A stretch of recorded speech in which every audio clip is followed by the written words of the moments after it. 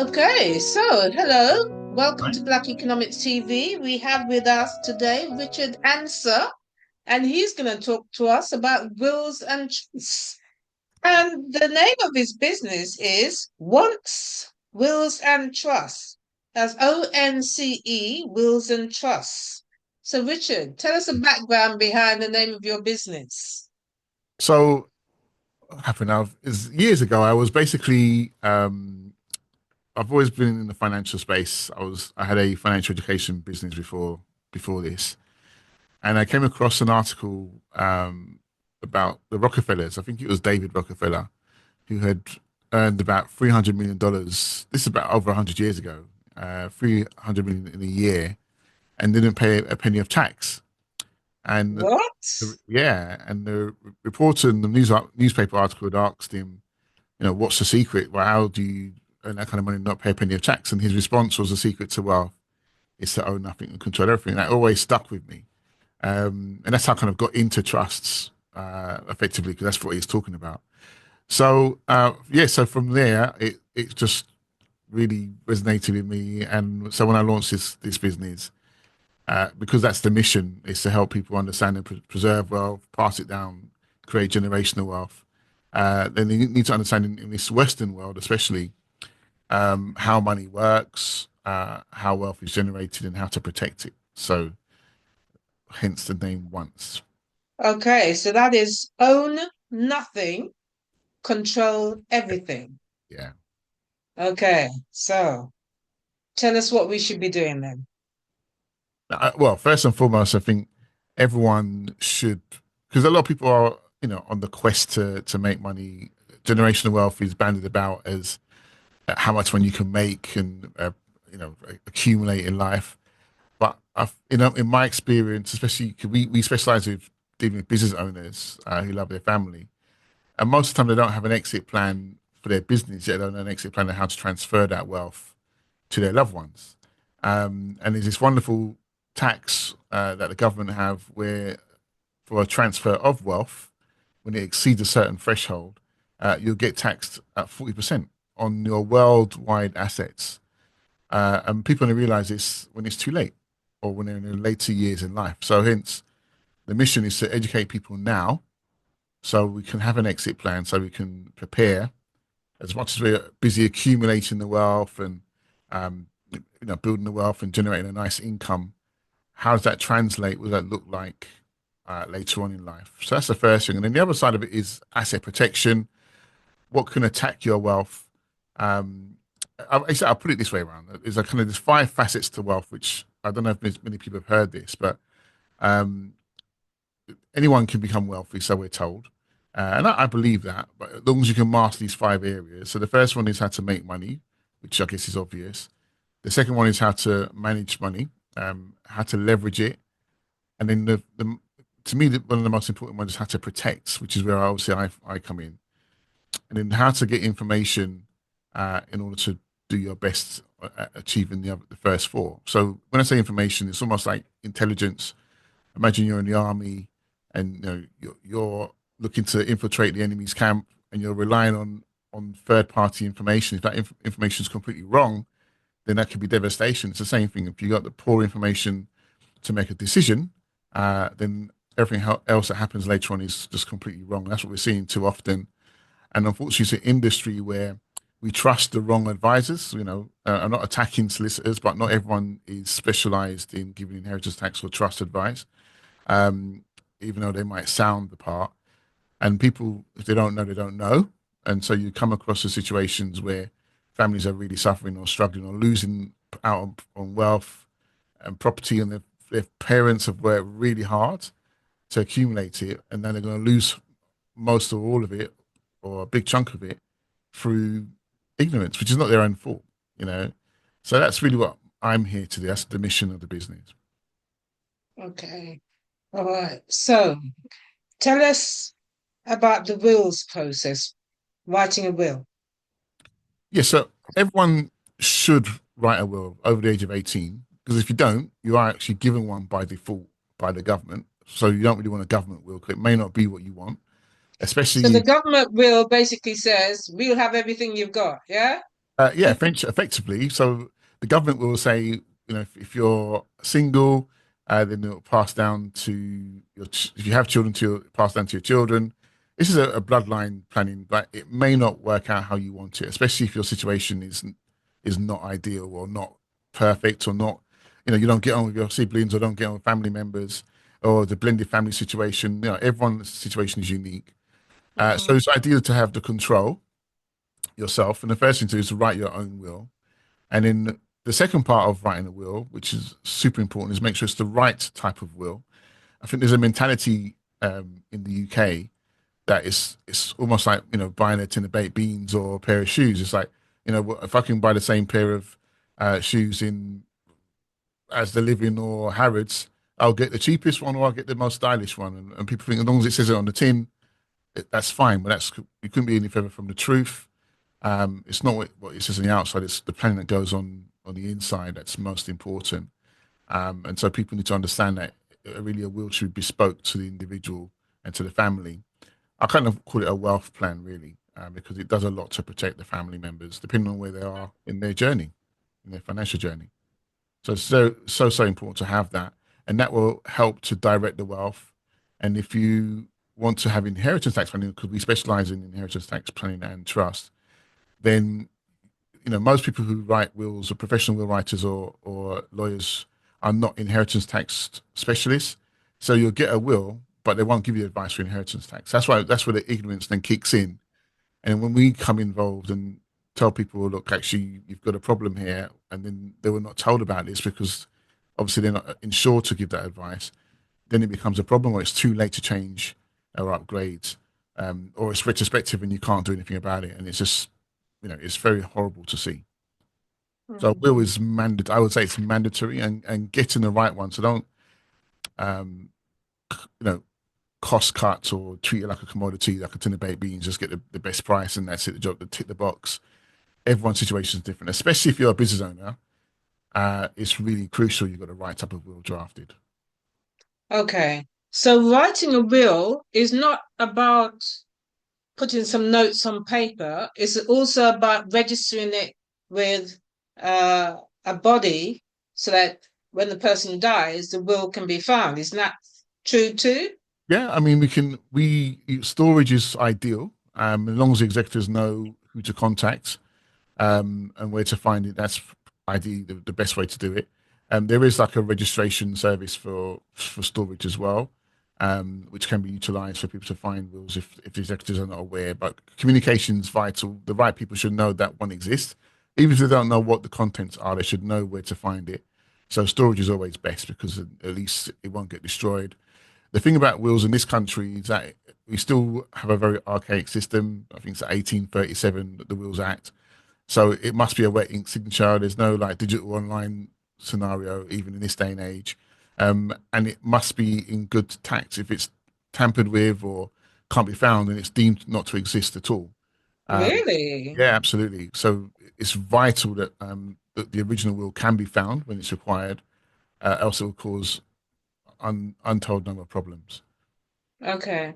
So give me some stories about people who have no wills. What has happened with the families? Oh, where do I start? I mean, even just recently, it's probably one of the hardest conversations I've had in a long time.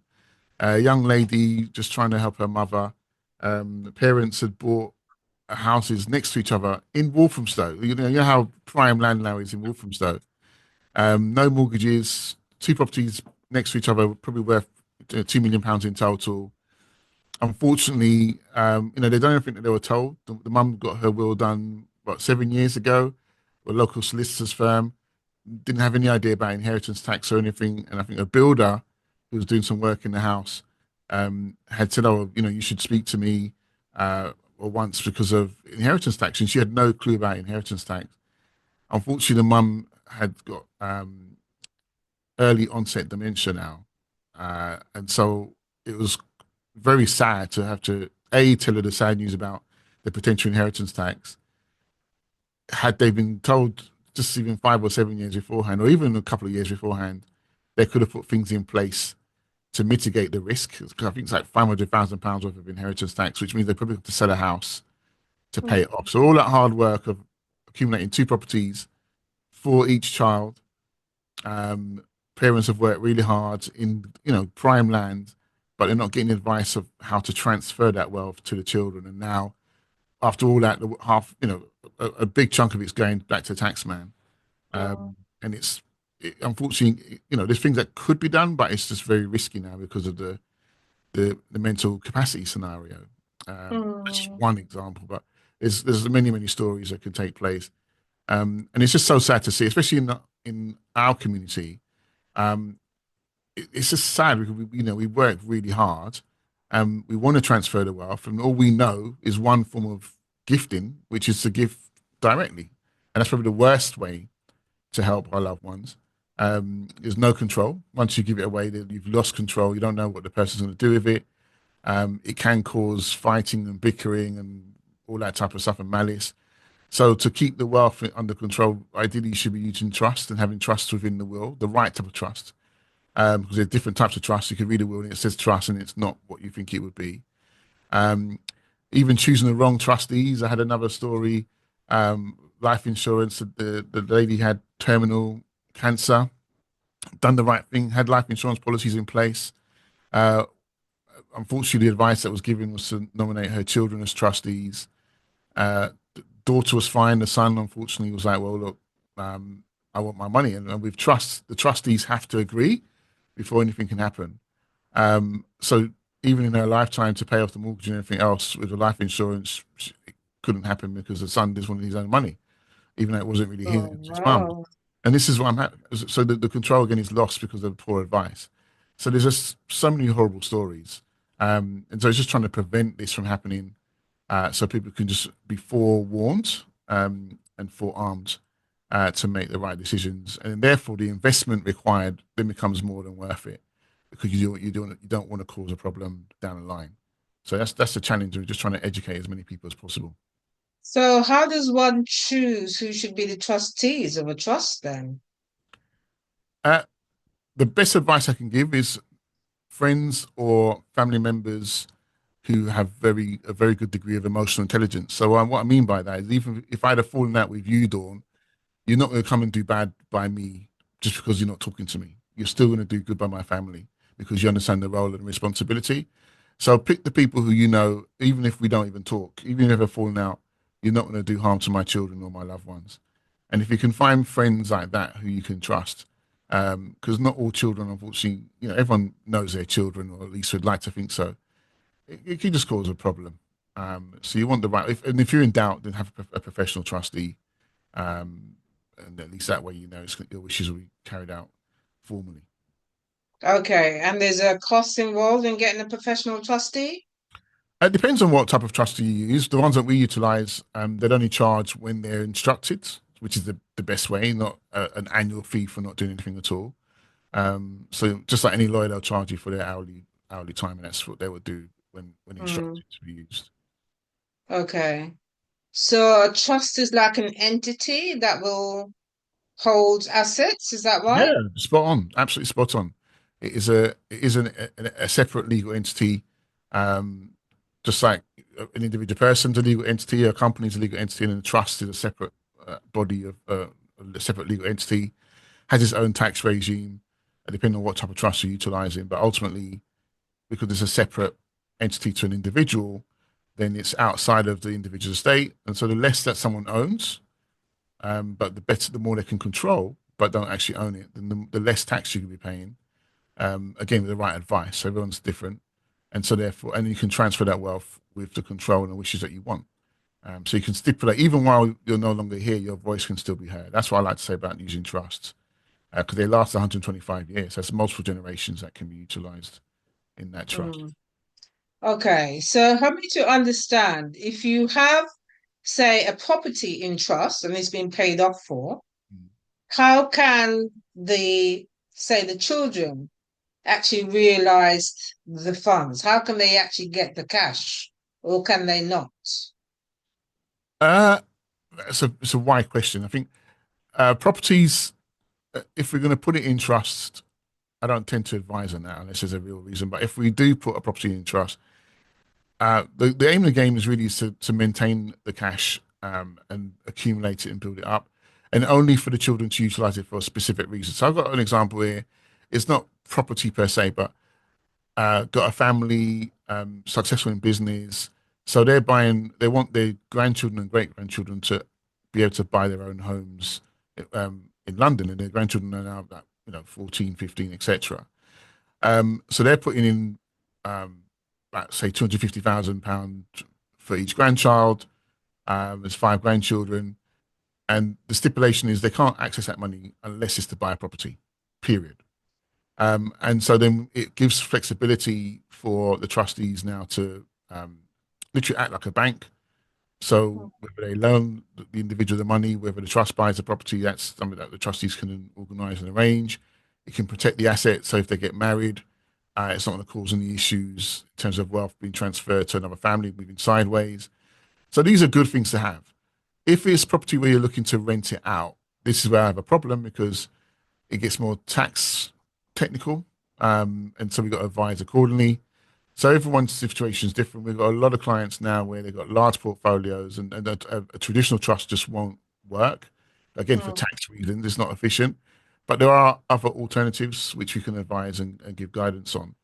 And then it does come down to tax because obviously wealth is not how much money you make, it's how much you keep.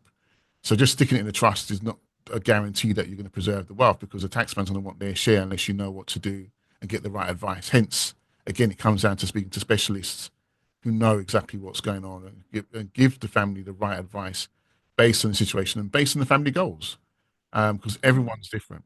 So I know I'm not trying to shy around the question. It's such an open situation.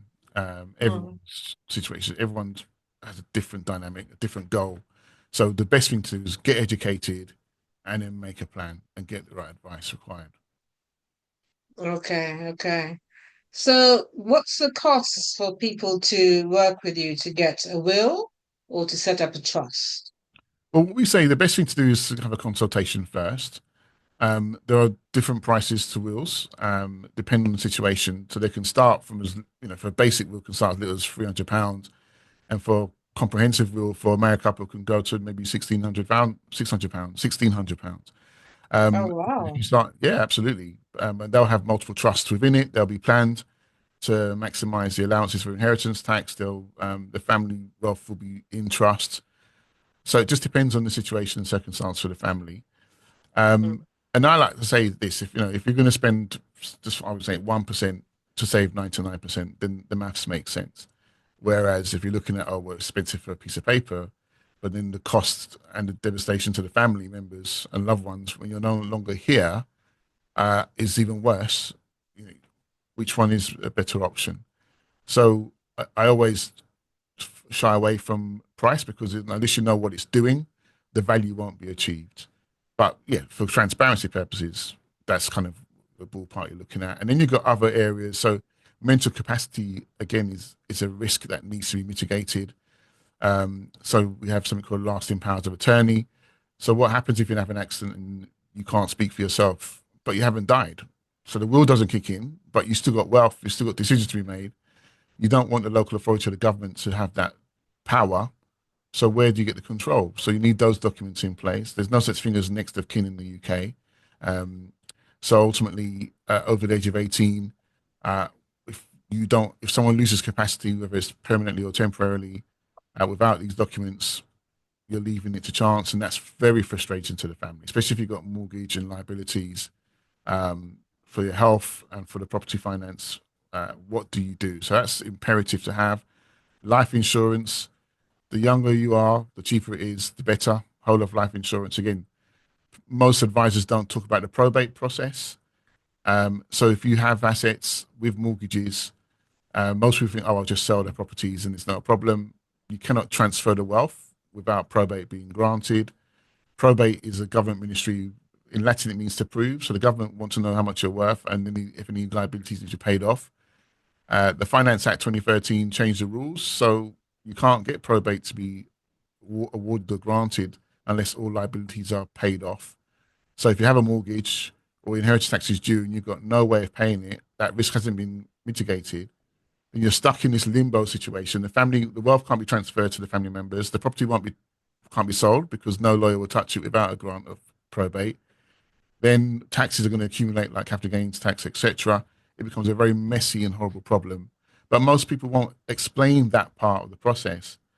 And that's where most of the horrible problems come in. I even had a client, I think it was maybe yesterday, the day before. Yeah, in fact, yesterday, the mum did really well, got the right type of trust, but didn't get the advice of probate. Their trustees are not too sure what to do. The probate lawyers are telling not to go ahead with the trust. I'm like, that doesn't make any sense. Working out the inheritance tax, working out their options. They can't get life insurance. The property can't be transferred into their names without the inheritance tax being paid off. It's about £140,000 they need to find. So now we've got to come with expensive solutions for them to look at that. And then they've got to ask the question, well, do we keep the property? Do we sell it? Do we rent it out? What do we do? How do you make it most efficient? And they've got further advice to get. They're doing good though. They're getting their advice and doing due diligence as trustees. But had that been process been explained whilst their mum was alive, I'm sure further stuff could have been done to mitigate this problem. So there's so many moving pieces. We'll talk about wills. Um, and in my world, people laugh and say, "Oh, I'm not rich enough to have your services." I'm like, "Well, can you afford not to? If you own a property, you need it. If you have family that you love, you run a business, it's essential. If you're a property portfolio or property developer, you have the worst problem of all because the assets are still deemed to be part of your estate. So you're going to have a huge inheritance tax bill unless you start planning from now. So it But really is Richard, important. it's sounding like you're saying the inheritance tax had to be paid before you can actually sell the property. Is that right? Absolutely. No 100% correct. way. Absolutely 100% correct. So that doesn't come out of the proceeds of the sale. No, What? no. If that, especially if there's a mortgage property. So there are some alternatives, but very expensive. So it's like a Wow. vicious catch 22, very vicious cycle. And So most people basically, don't. people are going to have to take a loan out to pay the inheritance tax. Yeah, but then In- even that, as simple as it sounds, only the estate is allowed to raise a finance on to pay off its debt. So the beneficiaries can't raise finance. So it becomes very, very strategic and very niche in terms of how that's done. Okay, wow. Well, that's actually quite shocking. I didn't know that. Mm.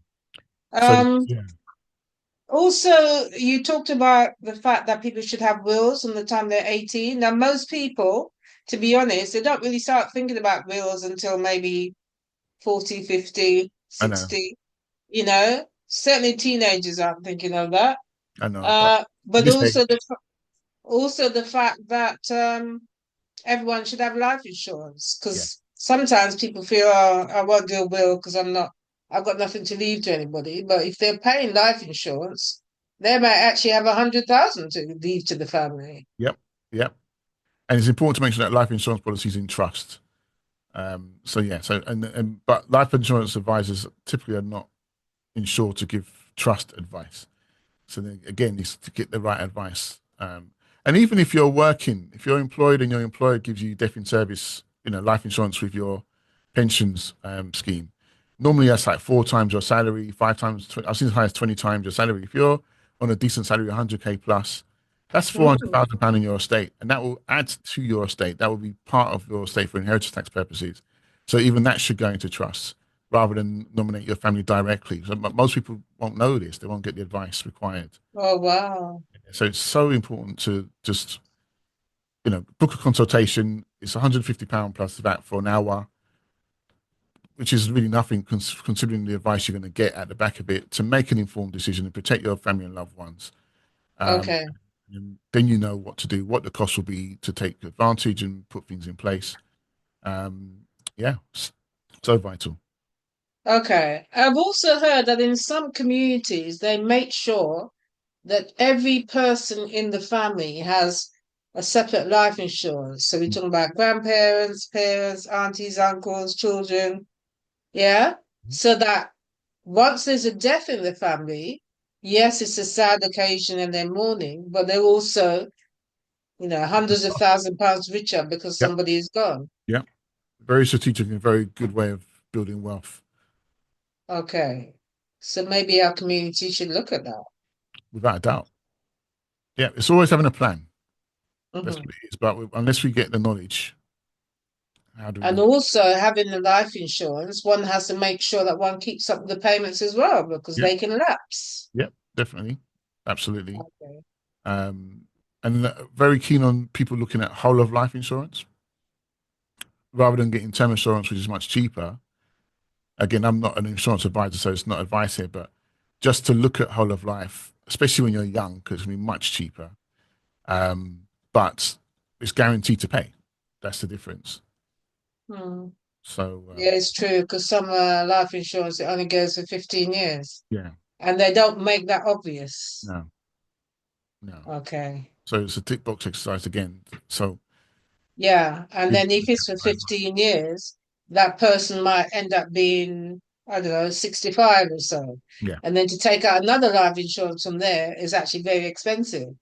and more difficult. Yeah, you're paying a lot of money for very little payout. Yeah, indeed. Okay. So it's simple, Understood. definitely. Okay. Understood. All right. So I suppose we're here reminding people of our civic responsibility in terms of making sure that we leave a legacy behind, whether the legacy is for a friend that you'd rather leave in your will rather than family, or pinpoint who it is that you want to actually leave, whether it's property or whether it's your life insurance, Yeah, yeah, I think it's very important that everybody has a will indeed. and talk to you about trust. Yes. Well, I would say we've got a workshop taking place today, actually. So depending on the time of people watching this, check out our website because we're very in-depth. It's called Wills versus Trust, and an in-depth overview of them both and why they're important. So obviously this has been a snippet of information, but that will give people a chance to ask questions if you can join it live, or at least get access to that for free on the replay. So please feel Okay, so it's free. going to be recorded, yeah? Absolutely, yeah. So Okay, so we'll give a link to this under the video because by the time this comes out, the event will have passed. yeah. Okay, thank you so much Thank you. Appreciate that. for your time. Take care. Bye. Yes, bye bye.